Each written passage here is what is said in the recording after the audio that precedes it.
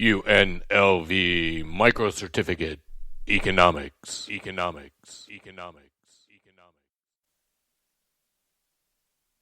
Economic Policy. Part 1. There are three basic economic problems that we might want to solve. Problem number 1 is unemployment. Problem number 2 is inflation. And problem number 3 is economic growth. These are often phrased, and in fact in U.S. law, they are phrased as full employment, stable prices, and economic growth, or something to that effect. The Federal Reserve has a law that says they're required to try to promote full employment, stable prices, blah, blah, blah. It's the job of the United States government to do that. So we don't all agree about things. The three basic questions we need to ask before we decide what to do. One is, should the government be involved in the economy? We know that some economists, classical economists in particular, don't believe that the government should be involved in the economy. Other economists do. Then we have the can question. There are economists who tell you that there's really nothing you can do. There are other economists who will tell you that there are times when you can or can't do something. So we have to ask this basic question of, can we do something about the economy? And then if we're going to answer yes to the first two of those, then we have the how question. What's our choice? What are we going to do? There are three basic policy choices for us. The first is called fiscal policy, the second is called monetary policy, and the third is called industrial policy. And we will go through these one at a time. So fiscal is a word that means budget. You probably have heard of a fiscal year, which would be a budget year. That means fiscal policy is about government spending and taxes, the budget. How much money do we spend? How much money do we take in? So we can increase or decrease government spending, and we can increase and decrease taxes, and those constitute fiscal policy changes. So in the last years, I'm talking about this, it's 2018, we increased government spending on things like defense, and we had a huge multi-trillion dollar tax cut. That's fiscal policy. The government Congress has passed all kinds of programs like unemployment insurance that automatically work. When the economy turns bad, when people lose their jobs, there's support programs for them. Those are automatic changes to fiscal policy, and other changes are discretionary. The tax cut in the last year was discretionary. The government decided to do it. It wasn't already programmed into law. Some of the things we've seen when the economy turned bad in 2007, 8, and 9, we had a couple of what are called stimulus packages. Stimulus packages are when the government intentionally spends money and cuts taxes to try to stimulate the economy to get it out of a recession. When times are good, we often see tax cuts or tax reform, and the difference there is we cut tax rates. So in the last year, there's been tax rate cuts. That's a tax cut. Tax reform would be, for example, we retarget taxes so that more tax cuts come from rich folks. We took away the individual deduction. You used to be able to deduct $4,000 as a person. So if you had 10 kids, you had these huge personal exemptions. We got rid of those, and in their place, we doubled the size of the standard deduction. So most people, when they do their taxes now, will just take that standard deduction, off it'll go. Tax reform could also be, for example, we wanted, and I'm saying we here in a general sense because it's America, it's us.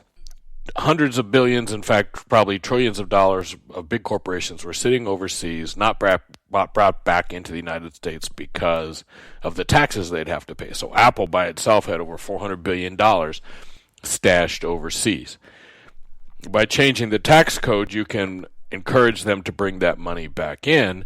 What we wanted them to do, what we hope they do, is to invest that money, to put it into plant, equipment, and so on. But we didn't put anything in the tax code to encourage them, so we gave them a tax cut. but we didn't do tax reform, which means we didn't try to encourage certain behaviors from the tax system. So $1 trillion of the money that came back in was used to do stock buybacks, which help keep the price of the stock up, but don't do anything for the economy. So tax reform, we could have, for example, right now, if you move a factory overseas, the U.S. taxpayers help you pay for that. We could have changed that, for example, but we did not. Monetary policy is changing the money supply and changing interest rates. So the Fed can increase or decrease the money supply, and we've already talked about how they do that. They buy and sell bonds, right? When the Fed buys bonds, they're increasing the money supply. When they sell bonds they already own, that's decreasing the money supply. The Fed also controls these two interest rates, and we've talked about them before, the discount and the Fed funds rate. The discount rate is the rate that banks use when they borrow from the Fed. The Fed funds rate is the rate that banks pay when they borrow from each other overnight. It's usually an overnight borrowing. They have to have their minimum reserves in the bank, and so they may have to borrow to cover some of their obligations. That's the Fed funds rate. The Fed can increase those, and right now they've been slowly going through the process of bringing them up. They were in the mid-2000s in the 5.5 range. They were lowered down almost to zero, and now they're back into the 2.5% range, and the Fed wants to keep raising them.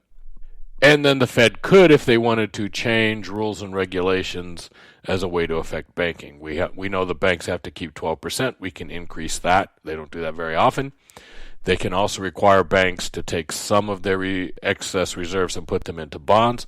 So the banks are capitalized not just by owning reserves that they have that they can pay out to their customers, but we also make them own government bonds. And we can increase the number of government bonds they have to own, and that gives them more financial stability. Some words you might hear floating around in 2007, 2008, 2009, 2010, 2011, 2012, a little later than that even, the Fed was increasing the money supply and lowering interest rates. They called that quantitative easing. So there was QE1 and QE2 and QE3, and they were buying bonds.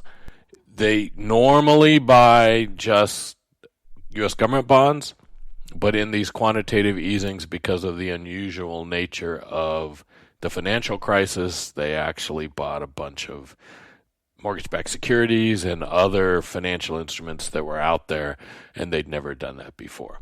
The opposite of quantitative easing is a tight money policy, and that's where the Fed pulls money back in and raises interest rates.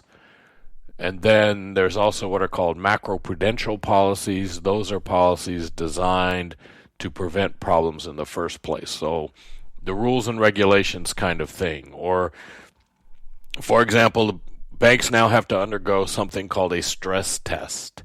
They have to prove that if A happens, or B happens, or C happens, as A and B and C defined by the Federal Reserve as problems that might occur.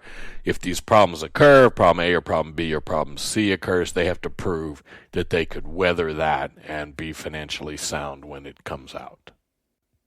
The third kind of policy is industrial policy. That's when we target specific industries. The Obama administration, as part of their stimulus package, targeted green energy and solar. The United States, generally speaking, is horrible at this. Japan's really good at it. Korea's really good at it. China's really good at it. Traditionally, the U.S., not so much. Again, the classicals and the new classicals, they believe in the power of the free market. They believe that free market always works the best. Even if it's not working perfectly, it still works better than the alternatives. We have that phrase laissez-faire that goes with that. And if a recession starts, a classical economist is going to tell you that the best thing the government can do is nothing. The government should let the economy work it out on its own. Keynes, the Keynesians, the new Keynesians, they believe that at times government intervention is necessary and required to fix problems in the economy. They may disagree about how exactly, Keynesians, the old school Keynesians, are very fiscal policy oriented. The new Keynesians weave monetary policy and fiscal policy together, and it all depends on the circumstances. So sometimes the government says, hey, we solved this problem, or we can't solve this problem, or an economist will say we can just do X, Y, or Z. Turns out that there are often difficulties associated with fixing economic problems, and that will be our next little video, and our last little video.